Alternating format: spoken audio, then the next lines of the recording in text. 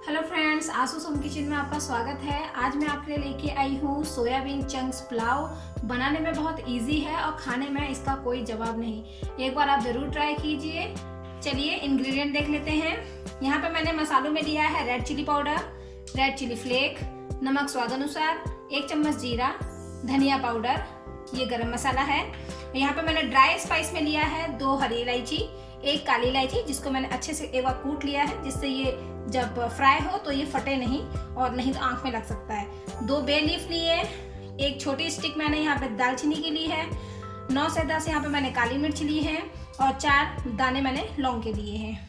यहाँ पे मैंने आधा मीडियम साइज का नींबू स्क्वीज करके लिया है। 1 कप बासमती राइस लिया है, जिसको मैंने हाफ एन आवर के लिए सोक करने के लिए रख दिया था। धनिया हमें गार्निशिंग के लिए चाहिए होगा। सोया चंक्स यहाँ पे मैंने हाफ कप लिया है और इसको मैंने 20 मिनट के लिए गर्म पानी में, अच्छे से गर्म पानी में इसको सोक करने के लिए रखा। उसके बाद इसको मैंने हाफ कट कर दिया क्योंकि थोड़ा सा साइज बड़ा हो जाता है। देन उसके बाद मैंने इसको 1 चम्मच रिफाइंड ऑयल में इसको हल्के से सौटे कर लिया है। हींग हमें चाहिए होगी चुटकी भर।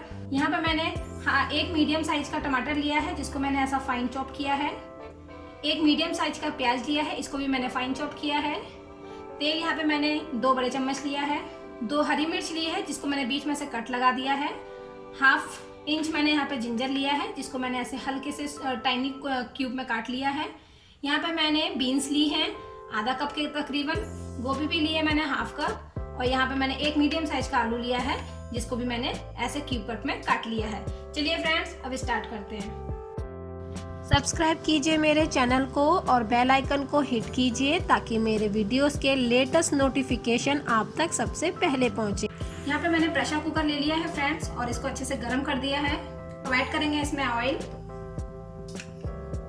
2 चम्मच। तेल जब थोड़ा सा गर्म हो जाए हम उसमें डाल देंगे अपने ड्राई स्पाइस, बे लीफ, दालचीनी, काली इलायची, हरी इलायची, लौंग और ये काली मिर्च। इसको हम थोड़ा सा मीडियम ऑयल में ही हीट करेंगे ताकि इसका फ्लेवर अच्छे से आए। ऐड करेंगे 1 चम्मच जीरा, चुटकी भर हींग, अदरक। आधे मिनट के लिए हम इसको सौटे कर लेंगे ताकि अदरक थोड़ा अच्छे से कुक हो जाए। आधा मिनट हो गया है। ऐड कर लेंगे प्याज। आंच को हमें मीडियम हीट पे ही रखना है। प्याज को अच्छे से गोल्डन ब्राउन होने तक हम सौटे करेंगे। 1 से 1.5 मिनट भूनने के बाद इसमें ऐड कर दूंगी मैं टमाटर।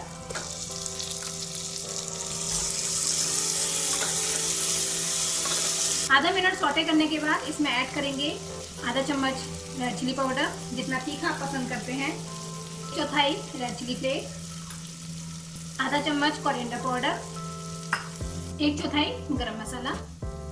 जो मिर्च हमने स्लाइड करके रखी हुई थी उसको भी हम डाल देंगे। आधे मिनट के लिए हम भूनेंगे जिससे मसाले अच्छे से भून जाएं। आधा मिनट हो गया फ्रेंड्स। अब इसमें ऐड करेंगे सब्जियां, बीन्स, गोभी, आलू। अच्छे से मिलाएंगे। सब्जी इसमें आपको जो पसंद हो आप वो भी ऐड कर सकते हैं, जैसे कि मटर है, शिमला मिर्च है, गाजर है, ब्रोकली है। नमक स्वाद अनुसार ऐड करेंगे।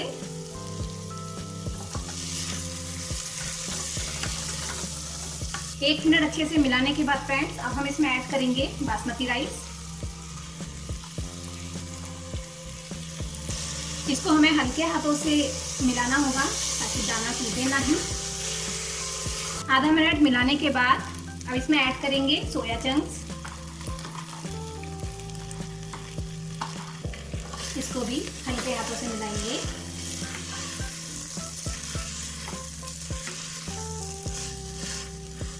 ऐड करेंगे नींबू का रस, मिलाएंगे।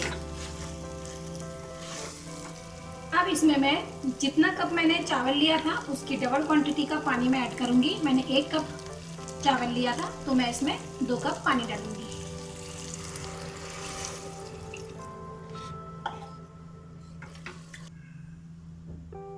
अच्छे से इसे कवर करने के बाद फ्रेंड्स मैंने इसे पानी डाल दिया है फ्रेंड्स। 1 कप राइस में 2 कप पानी, ये मेजरमेंट है और बासमती राइस का या हर किसी चावल का। आप इसको फॉलो कीजिए, आपके राइस बहुत ही बेहतरीन और खिले खिले बनेंगे।